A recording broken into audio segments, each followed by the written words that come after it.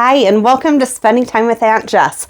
I'm Aunt Jess, mother to Jeremiah, aunt to Cash, Jade, Isaac, Cruz, Jackson, Ellis, Emma, Lewis, Cove, Oliver, and so many more. Thanks for joining me today for day 20 of 25 books for Christmas.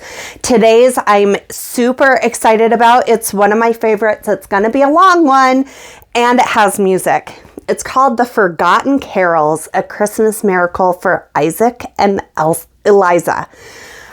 Music and words by Michael McLean. And it's just one of my favorites, so I hope you guys enjoy it too.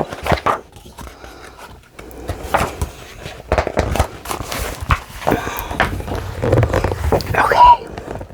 Most people love Christmas, but not Isaac and Eliza Rose. Their dad, Captain Rose, had courageously given his life last Christmas, fighting for freedom in a land far away. Christmas this year seemed sad and empty without him. The best they could do was pretend to be excited about the holiday. When Isaac and Eliza's mom brought home a fresh pine wreath, they knew she was pretending to. "I'm sorry it's not a tree," she apologized, "but I thought maybe the smell of pine needles would make it feel more like Christmas around here anyway." The children didn't think it helped much. On Christmas Eve, Mom snuggled between Isaac and Eliza on the couch and read them The Night Before Christmas. Even that tradition didn't feel quite right, and things got even worse when Mom said softly, "Children, I have to work the late shift again tonight." "Oh," the children groaned. "But Mom, we want you with us." "Now don't worry," said their mother. "I met a lovely, interesting woman who works in the maternity ward of the hospital. When she heard I needed someone to stay with my kids tonight, she volunteered on 2 conditions: that we hadn't decorated our tree yet and that she could bring something for dinner. I told her that we didn't even have a tree and that I hadn't made supper plans. How could I not like this lady? I hope you will too." When the mystery sitter arrived, she was lugging a backpack about the size of a kitchen garbage can with a green Christmas tree painted on it. It looked really strange seeing a woman that old with a backpack that big. But for some reason, she didn't seem weird to Isaac and Eliza. They liked how she smiled and winked at them as she waved their mother out the door. Then she turned and clapped her hands together. Her eyes were twinkling. "First, cocoa," the sitter announced. She pulled a thermos out of her backpack and filled 3 cups to the brim with steaming hot chocolate.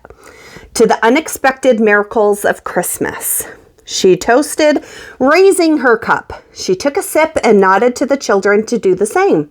"Are you ready?" she asked. Isaac and Eliza exchanged confused looks. The woman laughed. "Well, of course you can't answer that. How can anyone know if they're ready for something unexpected? Silly me." Then from deep in her backpack, she pulled a leather case that seemed to have a light spilling out of the creases and cracks. She opened the case and took out what looked like a handmade Christmas ornament. It was shaped like some kind of building. Passing it to Isaac, she said, "Put this in on the tree first, and we'll wait for the miracle."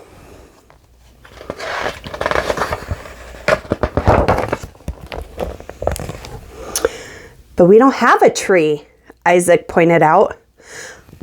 "Of course you don't," she laughed at herself again. "Your mother told me that. But that wreath will do. She gently nudged Isaac to the ornament that he was holding toward the wreath above the fireplace mantel. He placed the ornament on one of the lower branches and sat down. Nothing happened. "We can't rush this. Miracles are funny that way," said the woman. "They happen when they happen." She took another sip of her cocoa and motioned to the children to do the same. And they sat there, sipping and waiting. Sipping and waiting. Sipping and waiting. There's the in ornament. When the chocolate was all but gone, the furniture seemed to rumble just a bit, and a whiff of exotic spices blew gently through the room. Suddenly, a man stood beside them, dressed in clothing that looked like the robes Isaac and Eliza had seen on figures in their grandmother's nativity set. He walked toward the little in-shaped ornament, resting on the lower branches of the wreath. He touched it for a moment and smiled. And then, before Isaac could ask his name, he started to sing about a very special Bethlehem night.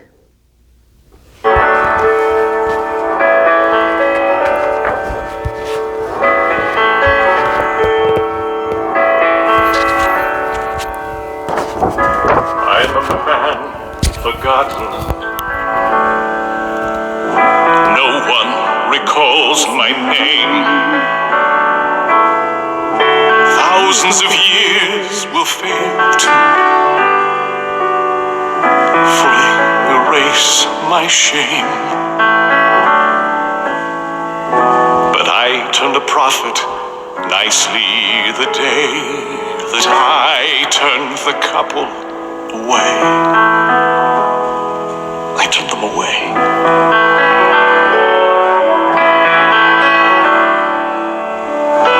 I didn't sleep that evening, though I'd sold out my place. Somehow I felt uneasy. Something about her face. Why did I wish that I'd let them stay? I didn't think they could pay. Or could they have paid?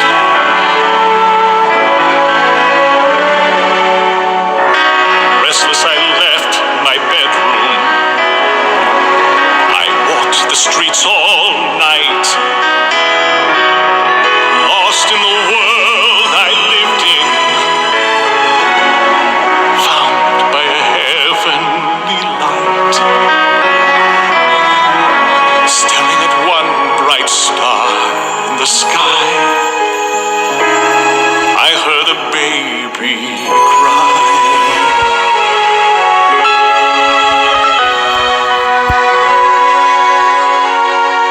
And I knew where that cry had come from,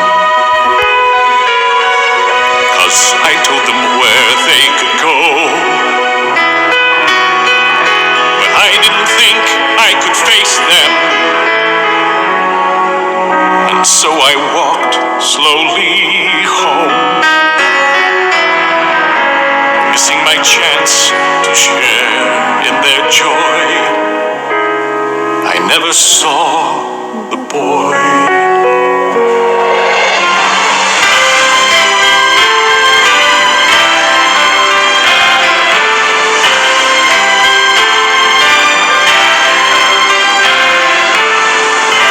He never would condemn me. I did that all on my own. He offered his forgiveness,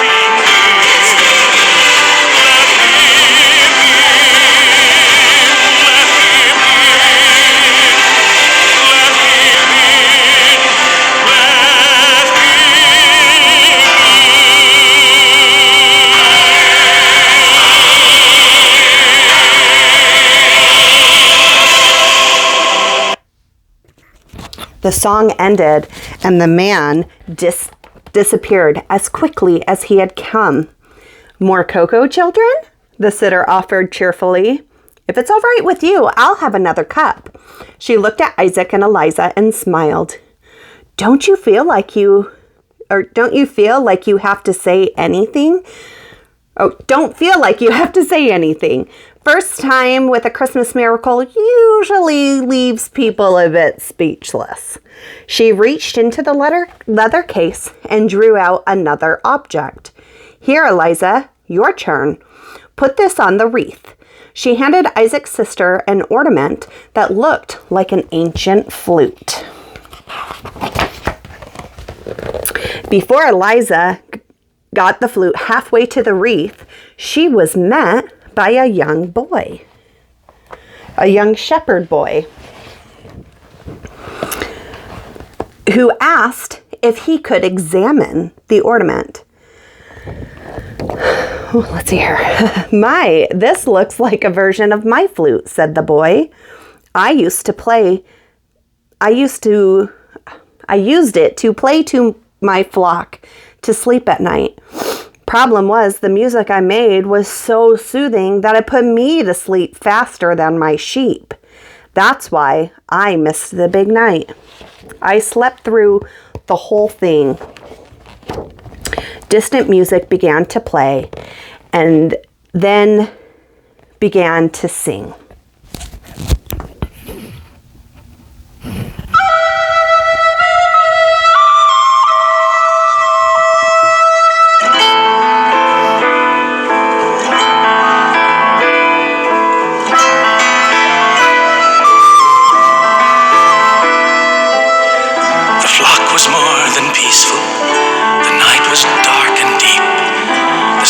Wrapped around me, I drifted off to sleep. And when my friends awoke me, oh, what a tale they had to tell.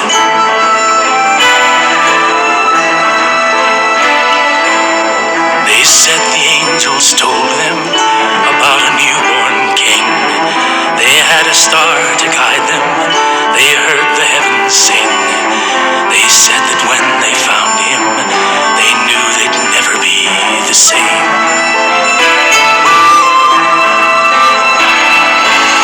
Somehow I did believe them, though everything I knew said I should not believe them. This story can't be true, but there was something magic in the air that made me feel as if I had been there.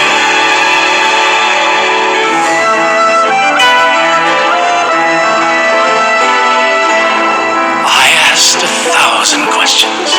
Their answers startled me. The more I heard, the more I thought I knew this could not be. And then the struggle started. My head was wrestling with my heart. Why would a God from heaven come to the world this way? Why in a lowly stable would the Messiah lay? I shook my head and asked them to tell the story one more time.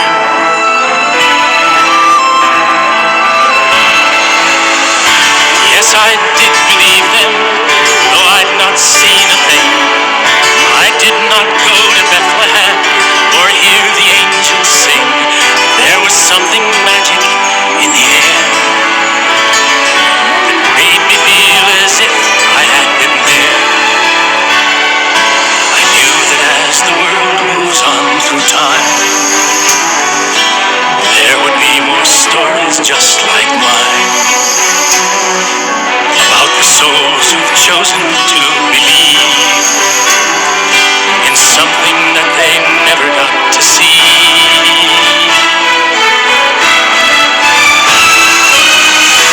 Do you think you'll join us, though you've not seen a thing? You were not there in Bethlehem to hear the angels sing. But if you feel the Spirit in the air, then just like me you'll know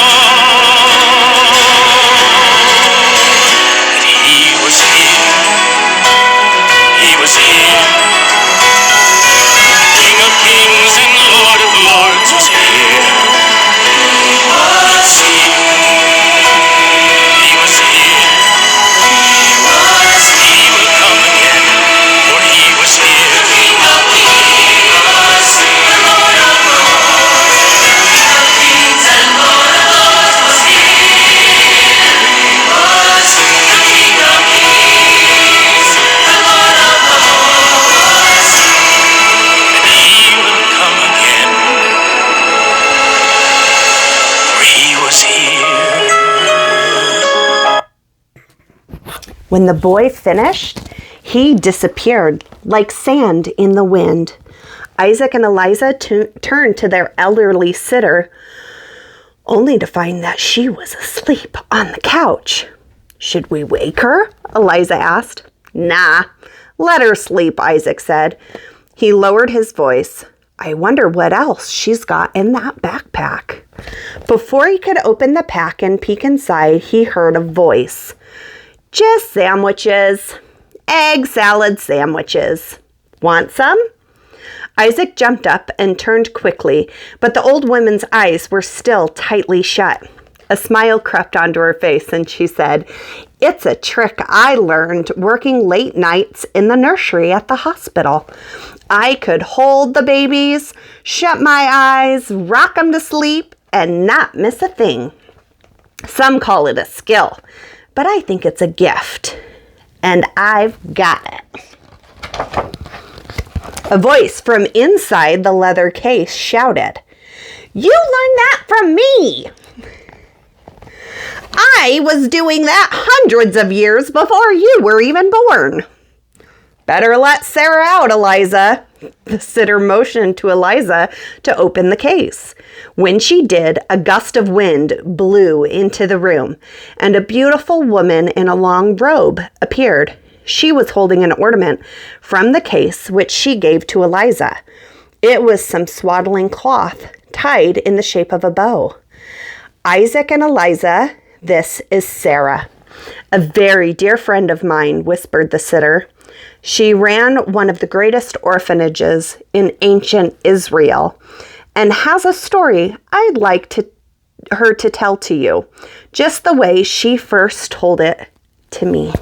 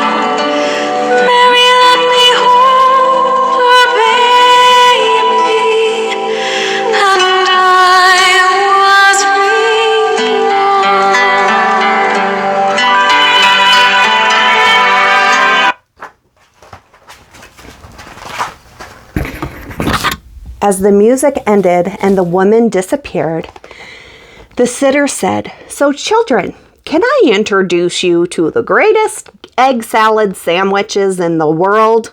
Or is there a limit to the number of Christmas miracles you can embrace in one night?" From her backpack, the old woman pulled a sack filled with sandwiches. "You know," she said, "if you left Santa one of these sandwiches, he'd leave you any gift you ever wanted. They're that good." "They might be," Isaac said sadly, "but some gifts even Santa can't give." He and Eliza sat down and began eating their sandwiches. Don't tell me you've given up on Christmas miracles, the sitter exclaimed. She opened her ornament case and took out what appeared to be a small manger and placed it on the wreath. This one means the most to me, she said. It's a cradle made by a carpenter for a newborn king. He loved Jesus before the baby was even born. I like to think that's how it was for my dad, who was overseas fighting for his country when my mom was pregnant with me. I believe he felt a little like Joseph did, wondering what it would be like to be a father. And that's why he wrote this carol.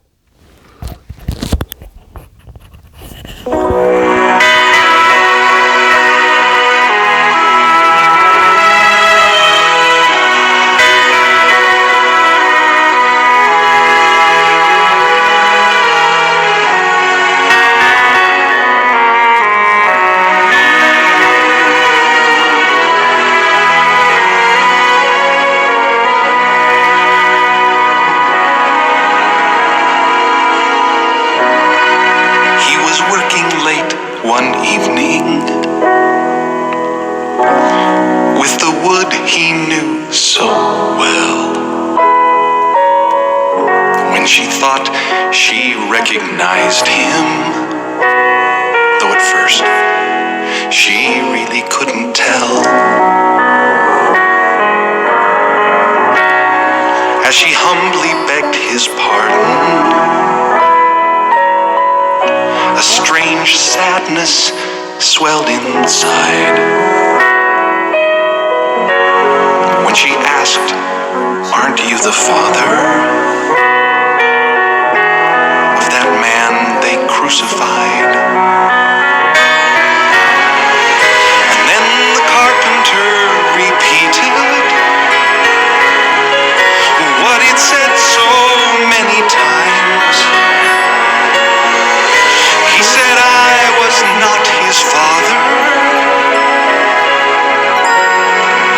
He was mine." Then he humbly went on working with his worn and calloused hands. Though she did not ask more questions, he knew she didn't understand. So he asked if she would help him, and he saw her answer in a glance. She did all the chores he asked her. She was so grateful for the chance. Then they talked for hours of Jesus, and how he knew he was divine. He said, "I was not his father. He was mine." For how could one so foolish and so flawed ever hope to raise the Son of God? And then he spoke of the misgivings that he had had 1,000 times, and how Jesus found the tender moments to let him know he'd done just fine. And then the carpenter recited the greatest truths he'd ever learned, testified they all came from Jesus. And then her heart within her burned. They embraced as she departed.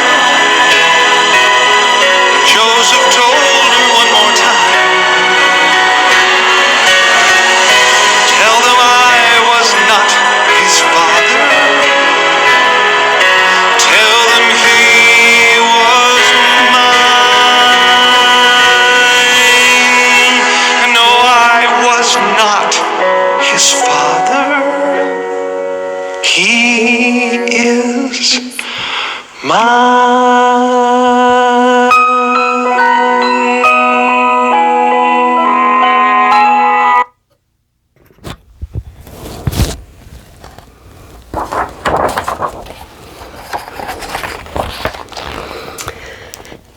You never met your father, did you?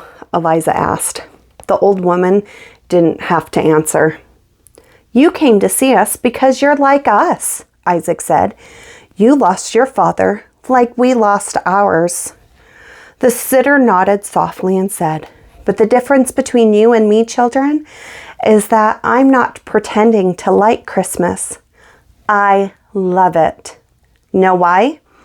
Because Christmas brings miracles that are much bigger than Christmas itself.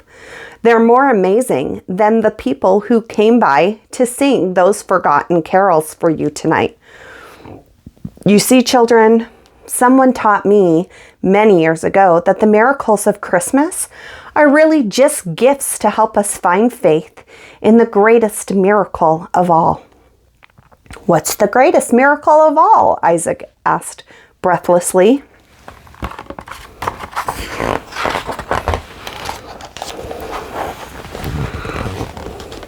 Oh, that's easy, my dear, said the sitter. It's the gift you told me even Santa can't give.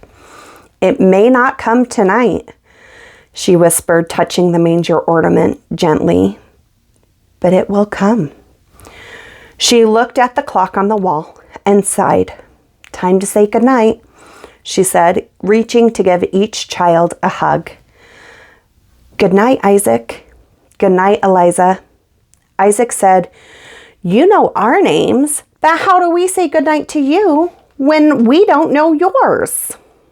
Well, my name is Constance, she told them, smiling, but all my friends call me Connie Lou. The end. Thank you for joining me for one of my favorite Christmas stories and all of the forgotten carols. I hope you enjoyed today's video, and I can't wait to see you tomorrow for book 21 of 25 Books of Christmas. Thanks for spending time with Aunt Jess. Bye.